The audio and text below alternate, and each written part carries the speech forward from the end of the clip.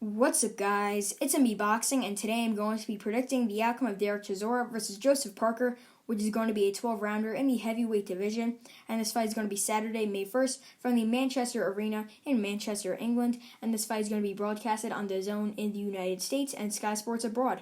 And again, both fighters, Derek Chisora, originally fighting out of Zimbabwe, now living and training in the United Kingdom. He holds a record of 32 wins, 10 defeats, with 23 wins coming by way of knockout. He is currently ranked number 10 by BoxRec in the heavyweight division. And I'm just going to be listing his 10 defeats as they come to Tyson Fury, where he lost twice, one via knockout, one via decision. He also has a split decision loss to Robert Helenius, although it should have been a decision win for Chisora.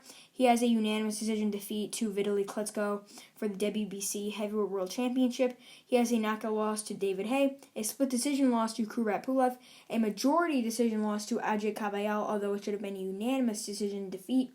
He also has two defeats to Dillian Whyte, one of them via knockout, one of them via close and disputed split decision. And he also has a unanimous decision defeat to Alexander Usyk back in October of 2020. His best wins definitely come against David Price via knockout, Artur Szpilka via knockout, Carlos Takam via knockout, and Malik Scott via knockout. And Derek Chisora definitely carries a lot of power in his hooks, especially when he lands them on the ropes. And again, to his opponent's resume, Joseph Parker, he holds a record of 28 wins, 2 defeats, with 21 wins coming by way of knockout. He is currently ranked number 9 by BoxRec in the heavyweight division, and his 2 losses come to some of the best fighters in the world, as one of them is against Dillian Whyte, where he lost via unanimous decision in a very, very good and competitive fight. He was able to drop Dillian Whyte in the 12th round in the last 20 to 30 seconds, but in that fight he was also dropped twice along the way. And he also has a loss to Anthony Joshua via wide unanimous decision for the unified WBO, WBA, and IBF heavyweight world titles. And he actually won the WBO heavyweight world title against Andy Ruiz via split decision in New Zealand. I actually thought Ruiz won that fight 8-4 or 7-5. It was very competitive and still could have went either way, but I actually like the work of Ruiz on the inside more. But he defended that WBO world title twice before losing it to Joshua, as I said before, but his defenses were against Razvan Kojano via unanimous decision and a majority decision victory over Hughie Fury, which was a very, very boring and uneventful fight. But he also has a victory over Carlos Takam before he challenged Ruiz for the vacant heavyweight title. And most recently, he has a unanimous decision win back in February over Junior Fa. Although it was wide on 2 of the judges' scorecards, I believe one of them scored at 119-108, which is just preposterous, and I believe another one scored at 117-111 for Parker, which is pretty wide. But one of them got actually the right score, or close to the right score, which was 115-113 for Parker. I personally scored the fight a draw. Yeah, I actually thought the Fa fight with Parker was a draw. And many people thought the fight was very, very close, agreeing with myself, because Parker just looked flat in that fight, and especially in his last few fights against Alex Leopai, Shondell Winters, most notably. I mean, he hasn't looked too great because his new change in style just isn't working well. I liked when he was a counterpuncher, and it worked well against many other fighters, but since then he's trying to come forward and land shots. It's just not working.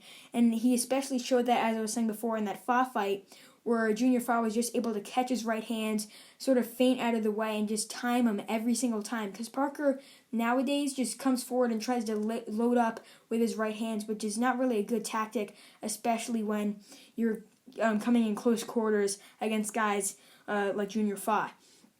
But this fight's actually going to be very, very competitive and close, in my opinion, and it's a 50-50. Many people think that Chisora is going to win, and many people think that Parker is going to win.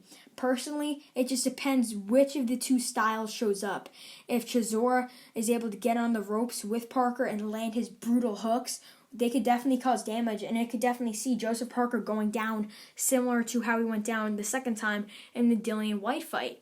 But if Parker is able to counterpunch Derek Chisora similar to how he did against Andy Ruiz early on in their fight, then it could definitely work out, and I could definitely see Joseph Parker winning comfortably on the judges' scorecards, like an 8-4, maybe a clear 7-5. But Joseph Parker, he definitely needs to fight like Alexander Usyk did. I know that Joseph Parker isn't much of a mover. He definitely has decent head movement, not too great, and he moves his feet fairly average, but still, it definitely works better than Derek Chisora, who in my opinion is a plotter and he likes to come forward and land shots on a stationary target.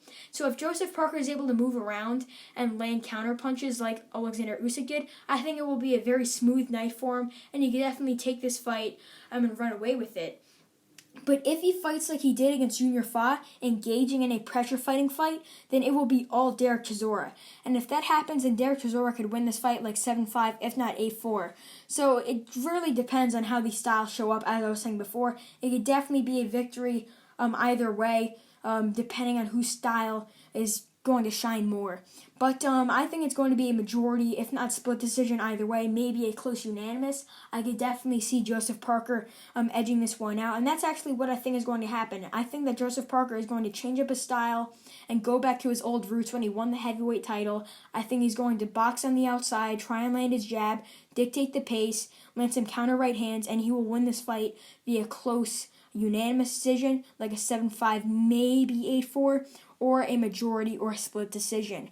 So overall, I believe that Joseph Parker will redeem himself and win a unanimous majority or split decision over Derek Chisora. And yeah, that's really it. I'm MB Boxing. Thanks for watching, and I'll see you guys later.